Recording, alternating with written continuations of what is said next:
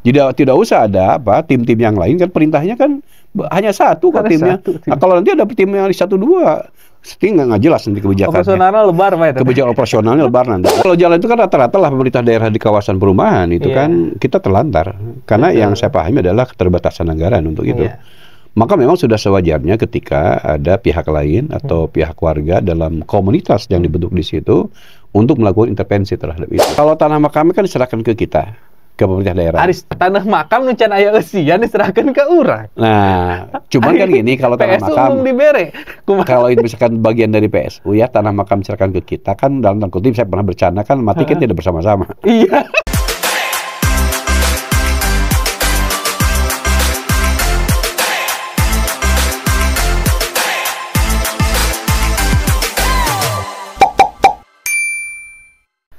Halo, Assalamualaikum warahmatullahi wabarakatuh. Kembali lagi dengan saya Muhammad Randy Abdul Aziz di podcast kesayangan kita Bravo Channel Indonesia. Kali ini saya masih dengan Pak Rustandi. Pak, kemana Bang? Alhamdulillah sehat, cager, bager, insyaallah. Allah, subhanallah. Nah, kali ini saya dengan Pak Rustandi ini akan membahas sesuatu, apa ya sebutnya ya Pak? Sebutnya mah keluh kesah masyarakat. Keluh kesah masyarakat. Yang dipendam cukup lama, bukan dipendam cukup lama, udah pernah dilontarkan. Udah. Gitu. Cuman sekarang muncul lagi. Terkait utilitas. PSU ya. PSU Sentul City. Sentul City yang dulu 2000 itu tuh pernah rame tahun 2022 kalau nggak salah Pak. 2018 zaman saya udah rame itu. Udah 2018 sudah rame. Nah, lama tuh malah. Pertanyaannya adalah karena masyarakat ini belum tahu nih sebenarnya PSU itu apa. Sebenarnya kayak gimana sih aturannya itu Pak? Ya kalau kaitan aturan kan sebetulnya pemerintah kan sudah mengeluarkan terkait kepada satuan pengembang perumahan pemukiman itu kan terkait masalah PSU itu diatur di dalam Permendagri-nya. Itu nomor 9 tahun 2009 tentang pedoman penyerahan pelaksana sarana dan utilitas perumahan dan pemukiman di daerah. Nah memang persoalan Sentul kan unik. Karena kawasannya kan besar gitu kan, itu kan ribuan hektar gitu kan. Eksklusif juga. Eksklusif gitu kan, sehingga bagaimana pola itu bisa dilakukan sesuai dengan aturan. Nah, saya pernah terlibat langsung memandu keluh kesah dari masyarakat komite itu ya, untuk bisa menyelesaikan persoalan. Karena kan pada dasarnya itu kalau sesuai dengan aturan tadi yang saya sebutkan bahwa PSU itu kan wajib diserahkan kepada pemerintah daerah, baik secara total, keseluruhan maupun bertahap. Nah, Sentul itu kan pembangunan bertahap, terus kan membangun per klaster. Nah, sehingga kalau memenuhi aturan itu, ketika klaster 1 selesai itu diserahkan. Seharusnya. Harusnya dan sebagainya. Terus kan. Tapi kan tidak begitu. Nah, informasi yang berkembang pada saat rapat ternyata kan pengolahan itu tidak serta-merta diserahkan karena layanan air minum, listrik, keamanan itu kan dikelola oleh anak perusahaan dari Sentul City, kan? Nah itu kan. Nah pada saat itu mungkin ya warga kan menerima saja lah. Yang paling penting kan bagaimana layanan kebutuhan masyarakat terpenuhi, ya kan, jalan. Nah, tetapi kalau menurut undang-undang sesungguhnya ketika perumahan secara bertahap itu selesai ataupun secara keseluruhan selesai, kewajibannya itu ada serahkan dulu kepada pemerintah daerah. Oke. Secara keseluruhan. Paham ya. Baru setelah itu, ketika ada slot-slot layanan fasilitas yang memang tidak pemerintah daerah mampu melakukan, boleh kerjasama. Kerjasama. Nah, dalam hal ini ketika PSU sudah serahkan kepada pemerintah daerah, katakanlah blok 1, blok 3, lalu serahkan dulu ke pemerintah daerah, lalu kan kerjasama dengan PT Sentul, katakan, atau ada perusahaannya.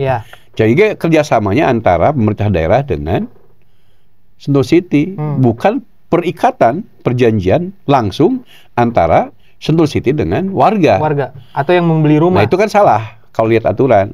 Nah inilah yang menjadi persoalan, sehingga warga dan mengikuti menyuarakan aspirasinya.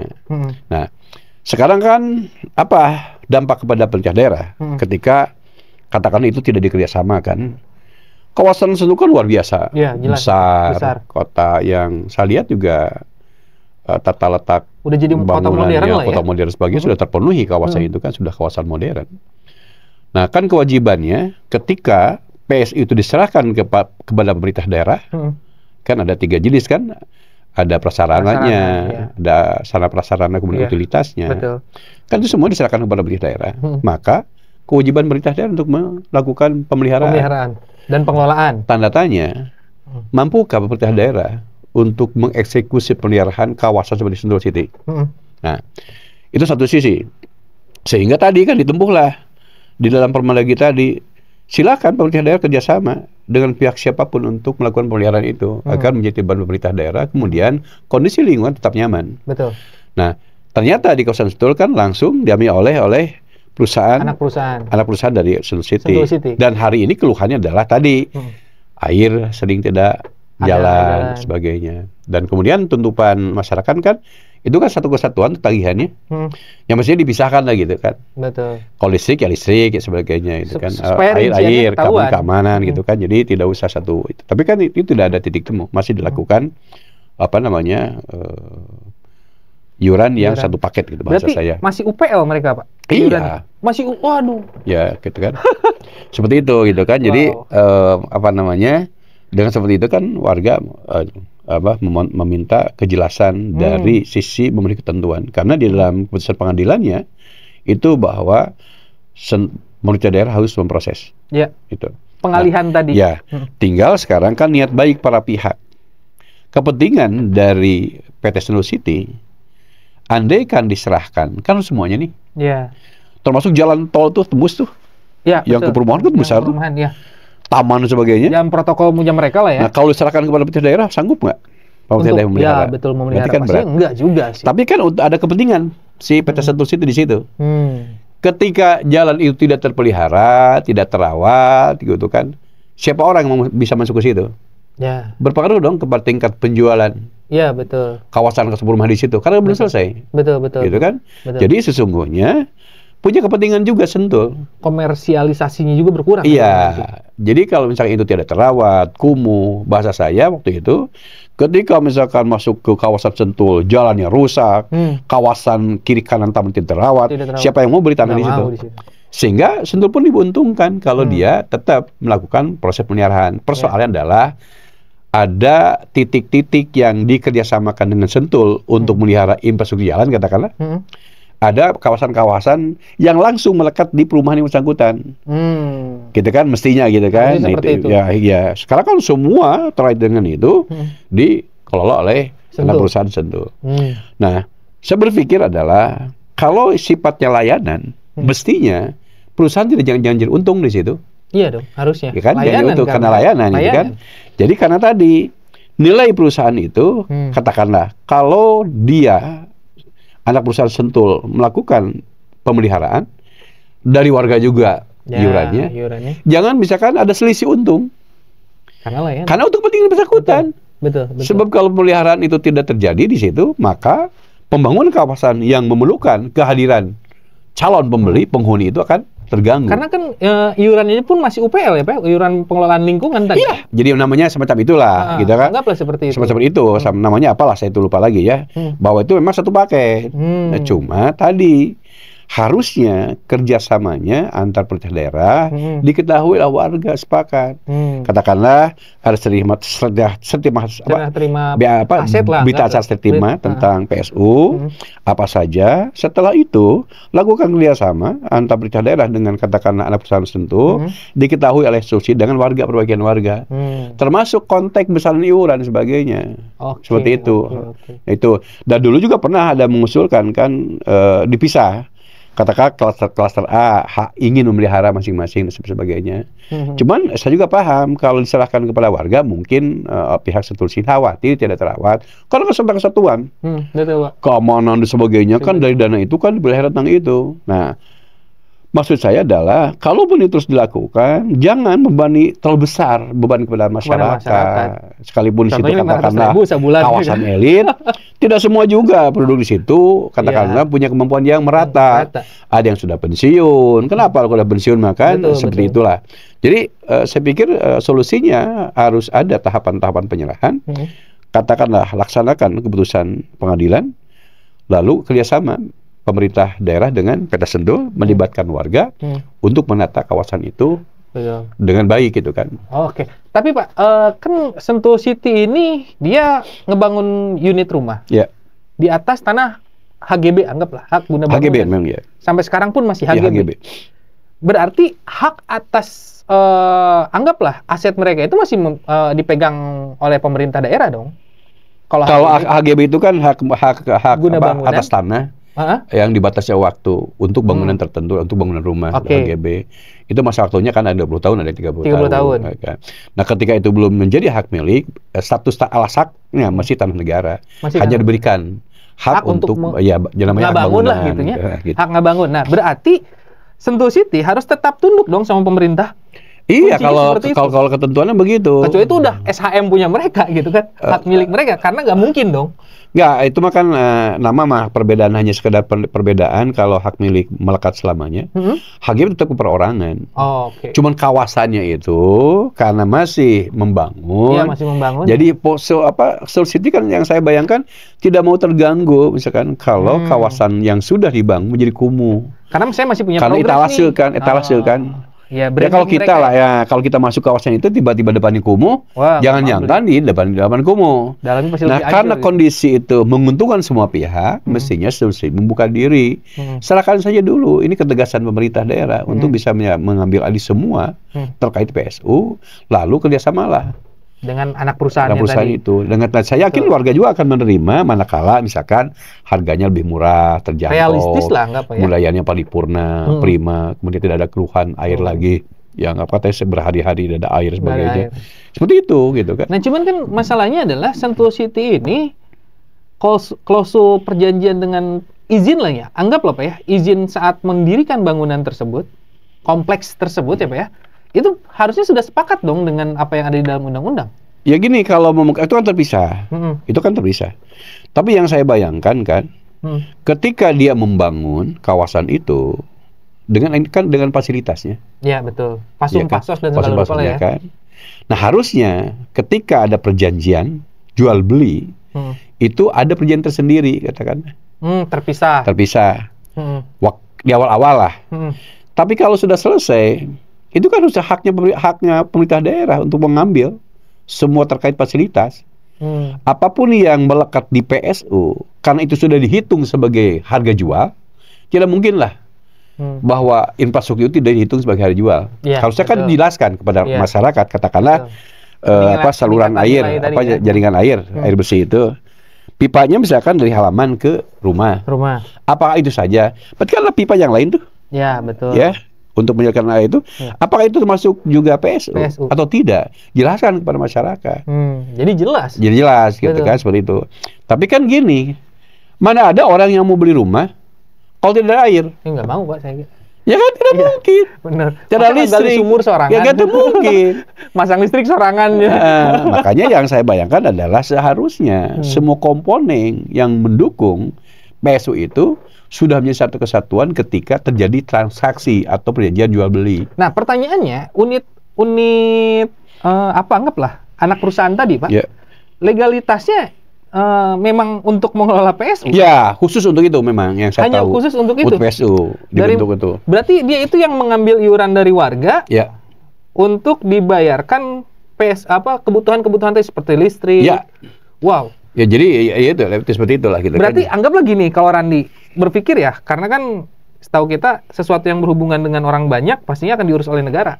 Ya. Seperti kalau nggak salah air dan keamanan kalau salah. Air dan keamanan. Ya. Nah, listrik mungkin bayar sendiri. Ya, karena mungkin itu.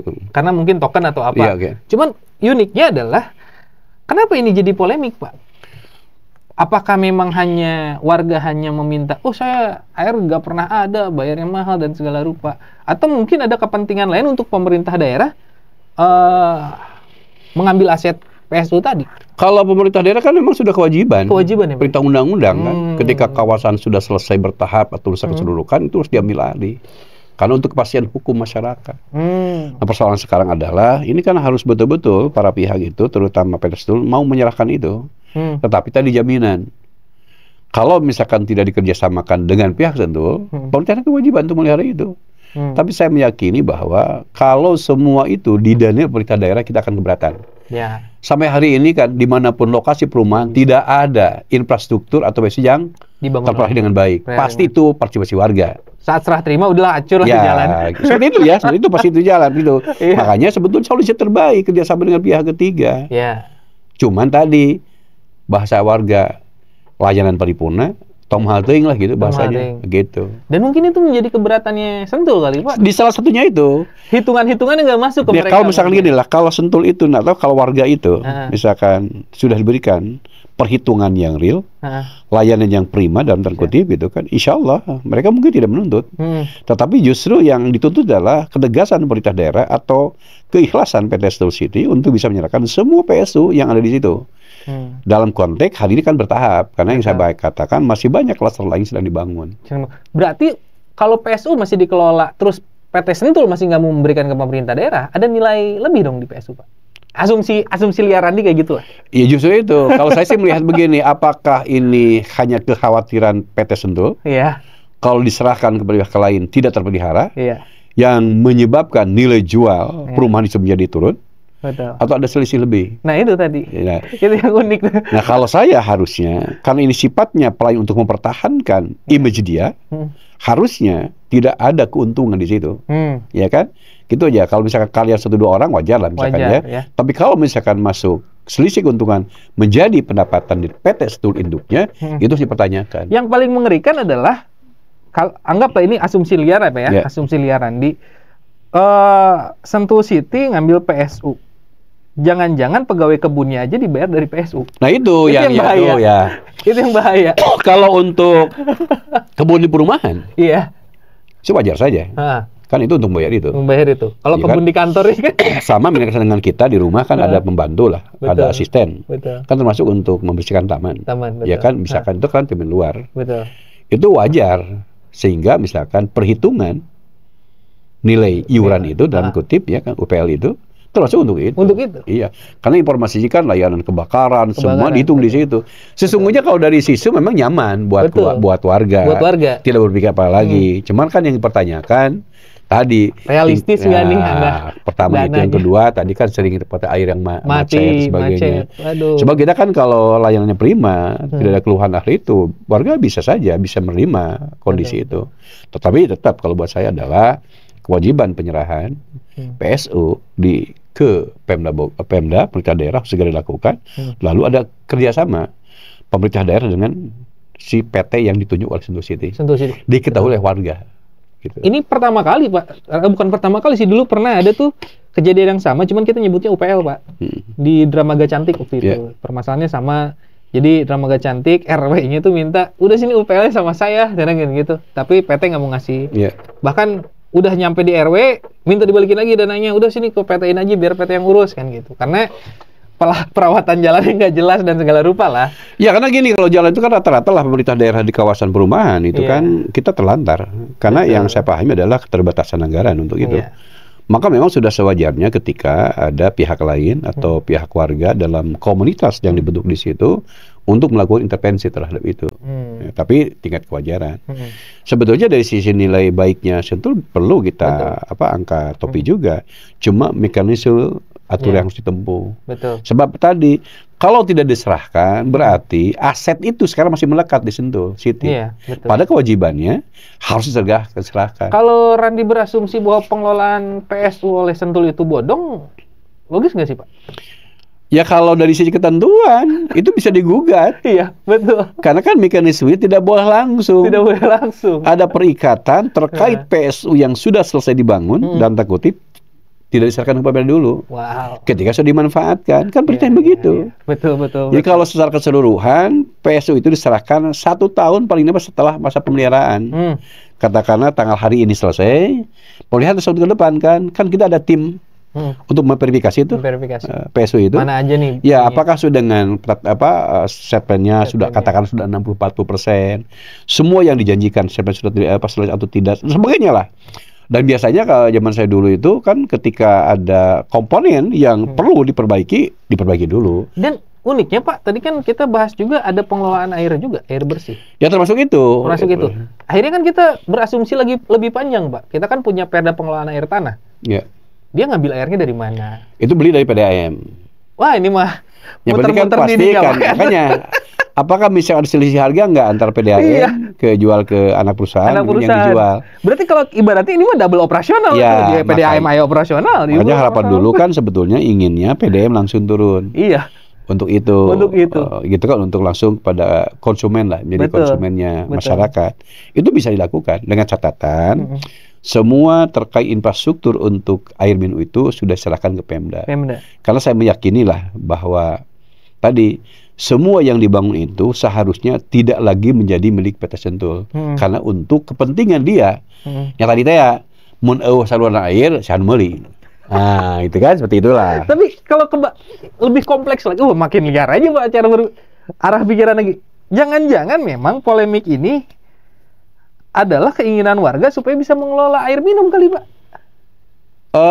Kalau warga sebenarnya kan sudah menyuarakan. Ya? Kalau warga sudah menyuarakan. Ya? Sudah menyuarakan ingin langsung ke PDAM. Wah, seru. Gitu kan, misalkan di sana ada danau buatan kalau nggak salah kan untuk penampung air. Nah mestinya kalau itu untuk kepentingan warga, sekalipun itu katakan dibangun oleh Sentul, diserahkan saja. Ya. Sebab untuk kepentingan warga. Iya betul. Kan apapun yang dibangun di situ, kepentingan warga dalam rangka mengangkat laku tidak lakunya katakanlah unit rumah. Iya. Itu kan sederhana orang mah. Tapi kan kalau kacamata perusahaan mungkin lain lagi, ini investasi. Betul. Padahal kalau saya berpikir adalah ketika itu sudah dibangun untuk kepentingan masyarakat, jangan lagi berpikir dari investasi. Ini adalah bagian dari PSU. Ya. Sebab tanpa ada pembeli rumah, kan sebuah perusahaan tidak akan pernah maju. Ya gitu kalau saya ke situ mikirnya. Luar biasa, tapi ini makin dalam aja permasalahan yang dibahas di Sentul. Iya. Memang kadang-kadang Sentul itu kan jadi megah karena ada di Bogor, Pak. Iya kan, itu kalau lihat gitu. Kalau saya kan alhamdulillah ya, ketika membuka jalan tol, yang tol dari kita itu kan dulu kan tidak jalan tol. Saya pernah ikut rapat itu ketika saya masih tahun 97 dengan almarhum Pak Edi waktu itu. Sebab saya berpikir kalau tidak ada bukaan tol akan repot Sentul. Repot. Dibuka tuh, saya ikut bersejarah di situ karena membebaskan lahan yang waktu itu ada SD di situ. Kalau SD tidak dipindahkan, tidak relokasi, itu tidak akan terjadi jalan itu lingkar di Sentul itu. Kan? Jadi saya masih membayangkan lah awal-awal seperti apa gitu kan. Ada proses Sentul saya ikut gitu kan. Wah luar biasa. Seharusnya ya tadi ya legowo lah Sentul. Apalagi udah masuk pengadilan, Pak ya? Udah ada keputusan pengadilan. Udah ada keputusan pengadilan untuk menyerahkan aset PSU ke pemerintah Kabupaten Bogor. Jadi jangan sampai nanti eksekusi arogan nantinya, Pak. Ya makanya kan gini lah, kalau ada pengadilan itu kan semua pihak harus tunduk. Ya kan? Betul. Sebetulnya dalam tanda kutip buat memalukan. Iya, betul. Kalau misalkan pasos saja sudah harus ke pengadilan. Toh jelas aturannya kan? Udah jelas. Yang paling penting adalah tadi kalau misalnya sama-sama punya kepentingan, ya kita itulah sudah ada. Nah, pasos ini kan Fasum ini termasuk tanah makam, Pak. Ya, itu cuma di luar kawasan. Kalau perumahan kan gini, kalau untuk perumahan. Ceritanya nih, karena saya ikut mendengarkan lah pembicaraan zaman dulu. Bahwa satuan perumahan di daerah Jakarta Selatan, warganya meninggal. Tidak ada tempat pemakaman di komplek itu. Karena kan berpikirnya di situ kawasan perumahan saja. Seolah kan tidak mau mati kan? Ketika akan dimakamkan di tanah sebelah, di tanah kuburan warga sebelah, nggak nerima warga. Tidak menerima. Orang saya yang bayar iuran. Nah gitu. Kami tidak menerima itu. Gitu kan. Itu informasi dari Pak Kosmas Batubara waktu beliau menjadi Menteri Perumahan Rakyat. Adalah kebijakan 5% waktu itu. Sehingga diberikan tanah untuk pemakaman warga itu di luar kawasan perumahan yang sesuai dengan tata ruang. Sekarang 2% kan? 2%. Ya. Seperti itu ceritanya. Karena pada dasarnya ketika warga meninggal tadi tidak diterima gitu kan. Dikubur di mana? Akhirnya jadi kewajiban pengembang. Termasuk Sentul juga sudah bertahap menyerahkan tanah itu. Nah, ini pertanyaan. Nanti kita bahas lagi lepas soal ini. Soalnya Randi ngelihat fenomena di luar ya, Pak ya. Banyak yang sedikit nakal lah soal itu. Nah, berarti Sentul sendiri sudah sudah ada untuk pasum-pasos tanah makam dan dikelola oleh mereka? Kalau tanah makam kan diserahkan ke kita, ke pemerintah daerah. Aris tanah makam nu can aya eusian diserahkan ke urang. Nah, cuman kan gini, kalau tanah PSU makam dibere. Kalau itu misalkan bagian dari PSU ya, tanah makam diserahkan ke kita kan, dalam tanda kutip saya pernah bercanda kan, mati kan tidak bersama-sama. Iya. Kecuali kalau kiamat besar itu kan. Iya. Maka tanah itu kan bisa dimanfaatkan untuk kepentingan sosial. Yap, betul. Dalam rangka mendongkrak tadi masyarakat yang memerlukan usaha, pertanian dan sebagainya. Tapi ya sampai hari ini kan tidak ada langkah yang pasti. Kebijakannya kita apa? Sehingga saya khawatir kalau tanah itu tidak dimanfaatkan, dipelihara, dimanfaatkan oleh orang oknum-oknum. Ya tertentu. Khawatir kan hilang lagi kan? Iya. Seperti itulah. Harusnya memang tanah-tanah makam yang ada sekarang, sekalipun lokasinya belum tidak begitu baik ya. Ya kan bisa dikerjasamakan pihak masyarakat setempat.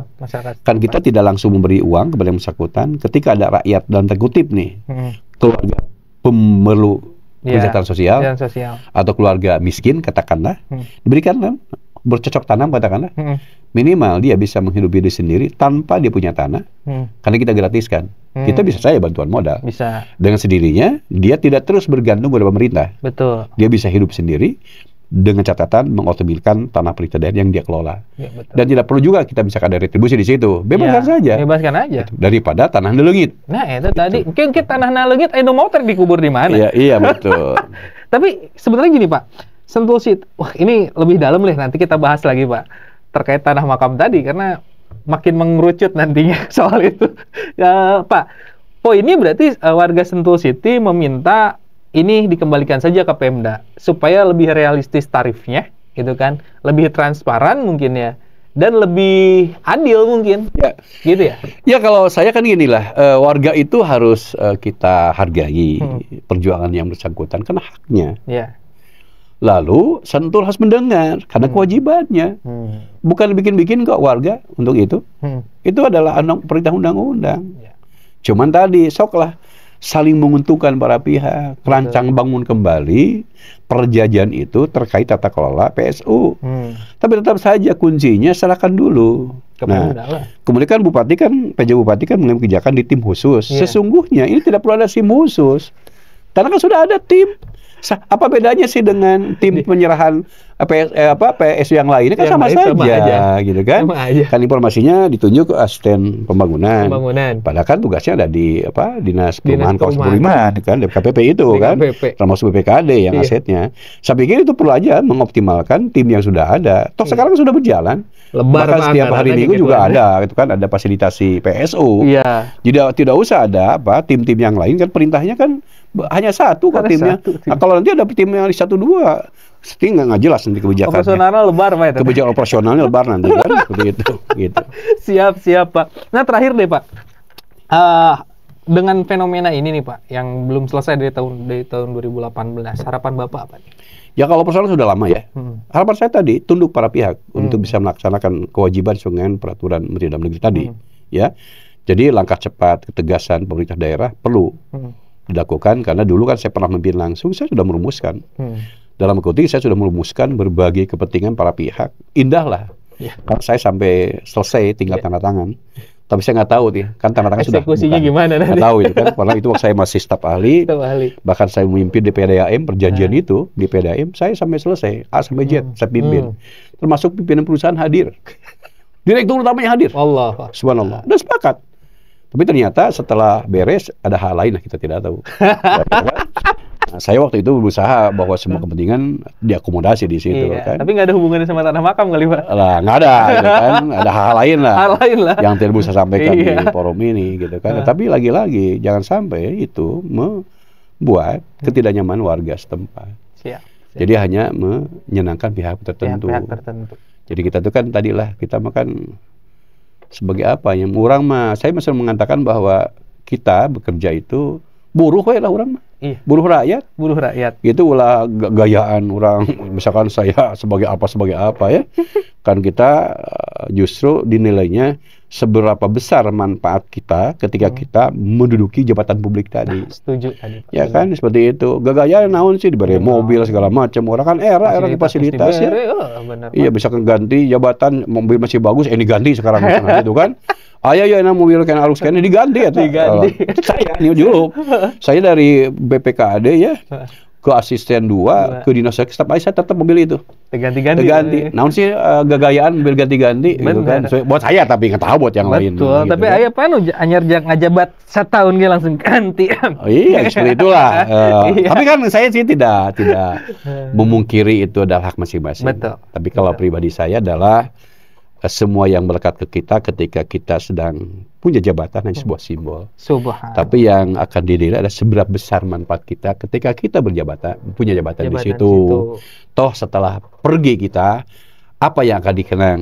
Wah, yang sudah kita torehkan untuk sebuah organisasi. Betul. Lamun mereka gorengan ya ngomongin terus lamun mereka gorengan gibah. Nah, akhirnya kita menyimpan orang lain untuk berbuat dosa akibat ulah kita.